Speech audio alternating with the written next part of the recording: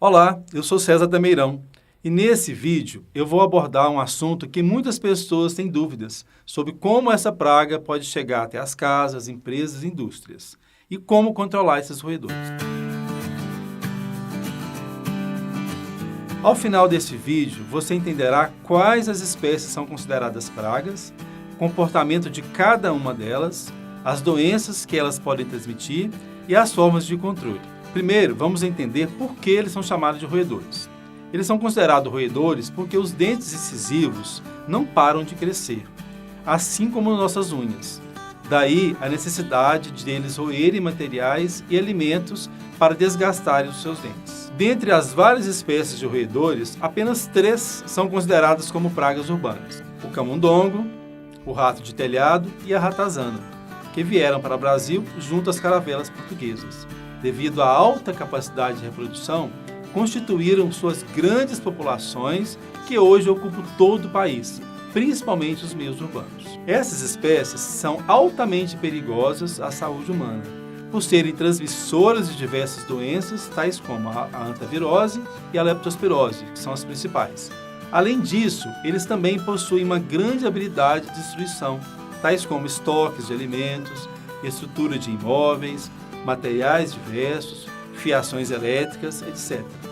Recebemos alguns chamados curiosos, como por exemplo, uma indústria que parou a produção durante um dia inteiro devido aos roedores terem provocado curto no circuito elétrico por terem roído os fios. O camundongo, também conhecido como rato doméstico, cujo nome científico é os músculos, isso é devido à sua estrutura cartilaginosa que permite ele passar por frestas muito estreitas. O Jerry, no desenho Tom e Jerry, representa um camundongo. Essa espécie de roedor, ela vive muito próximo ao ser humano. Eles vivem em casais, são parceiros fiéis e costumam escolher para morar e construir seus ninhos os armários, as estruturas de fogões, geladeiras, máquinas de lavar, etc. Eles são bem pequenos e possuem as orelhas redondas e a cauda sem pelos. O camundongo possui um perfil agitado. Isso faz com que ele percorra o território várias vezes na noite em busca de alimentos. Ele atua em espaços restritos, um raio de aproximadamente 10 metros. Por serem extremamente curiosos, gostam de experimentar vários alimentos. Então, ao invés de comer um tipo de biscoito, ele vai preferir roer vários pacotes de biscoitos numa mesma noite. Uma outra espécie é o rato de telhado, que tem o nome científico Ratus ratus, também conhecido como rato preto. Essa espécie ela recebe essa denominação por sua preferência pelas partes altas das construções, tais como telhados, forros, lajes, andando pelo muro, Eles usam esses caminhos para subir e descer. E acabam deixando marcas de gordura, o que ajuda a identificar a presença dessa espécie no ambiente. Embora seja conhecido como rato preto, sua pelagem também pode ser mais clara, ou seja, tem essas variações. Esse tipo de roedor pode chegar a mais de 20 centímetros de comprimento. Eles possuem as orelhas grandes e a sua cauda é maior que o seu corpo. Eles alimentam preferencialmente de grãos e frutas. Essa espécie é extremamente hábil e podem pular facilmente de uma altura de 15 metros sem se machucar. Nessa espécie também, a estrutura social é dividida em 2 classes. Os dominantes, que são os machos mais viris, que disputam as fêmeas para se acasalarem e normalmente saem primeiro para se alimentar. E tem também os dominados, que são as fêmeas, e os outros machos mais velhos e os mais jovens e fracos da colônia. A terceira espécie é a ratazana, cujo nome científico é o Ratus novégicos, também conhecido como rato de esgoto. Essa espécie é a maior dos ratos urbanos e as únicas agressivas quando colocadas em perigo. Também possui hábitos noturnos, habitam preferencialmente ambientes úmidos e quentes, como as redes de esgotos e demais galerias subterrâneas, onde escavam tocas e túneis.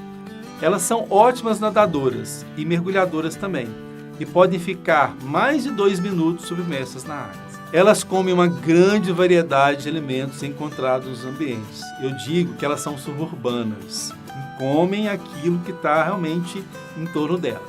Assim como os ratos de telhado, as ratazanas também possuem a sua estrutura social dividida entre os dominantes e os dominados. Alguns sinais são importantes para identificar a presença de roedores no ambiente, tais como a presença de fezes, de trilhas, marcas de gordura, materiais roídos, a presença de ninhos, mesmo de tocas, o odor característico deixado por esses roedores e a própria visualização.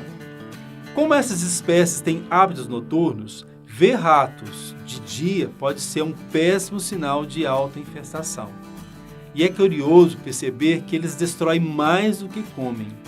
Uma outra curiosidade é a capacidade de reprodução desses animais.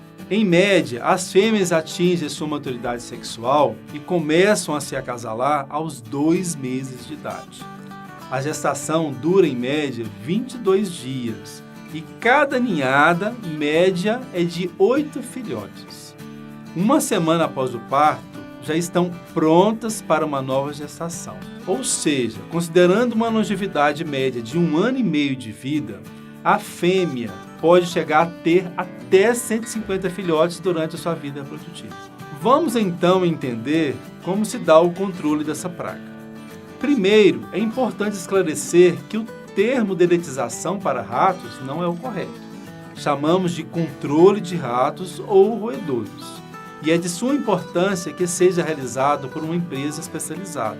Alguns pontos são fundamentais neste controle. A Dedetizar acredita na promoção da saúde e do bem-estar das pessoas, seja em casa, no trabalho, no lazer. Por isso, adota a metodologia do controle integrado de pragas, que tem como objetivo o uso mínimo de produtos químicos com foco em medidas preventivas. Isso tudo é realizado através de uma visita de inspeção e diagnóstico e, assim, tomar medidas preventivas baseadas nos 4 pilares denominados 4As, que é o acesso, abrigo, alimento e água. E depois as tratativas com produtos eficientes e seguros e das boas práticas de higiene e organização do ambiente. Nunca deixe ração de animais disponíveis à noite. Mantenha preferencialmente em recipientes rígidos e com tampa. Mantenha o ambiente sempre limpo e afaste os materiais e alimentos das paredes. Evite deixá-los diretamente no piso também. Coloque o lixo em lixeiras com tampas e nunca deixe eles se acumularem. Nunca acumule entulhos e materiais em desuso. No que diz respeito ao controle químico, a única substância permitida pelo Ministério da Saúde é a cumarina, que leva os ratos à morte por hemorragia 3 a 5 dias após a ingestão. Essa substância se apresenta em várias formas: iscas em formas de grãos, em formas de pellets, blocos e em pó de contato. Além de eficiente no controle de roedores, é extremamente segura quando aplicado por uma empresa especializada e não coloca em risco pessoas e animais domésticos e silvestres. Um alerta importante é que não se deve usar nunca produtos proibidos que são vendidos clandestinamente, como é o caso do chumbinho.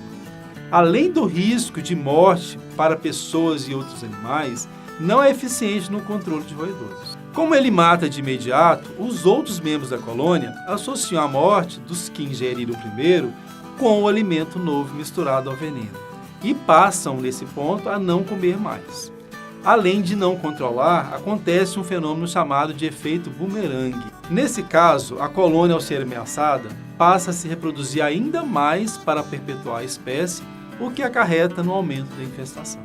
Então, essas são as informações relativas ao controle de roedores. Compartilhe o vídeo e, se quiser esclarecer alguma dúvida, deixe um comentário. Até a próxima!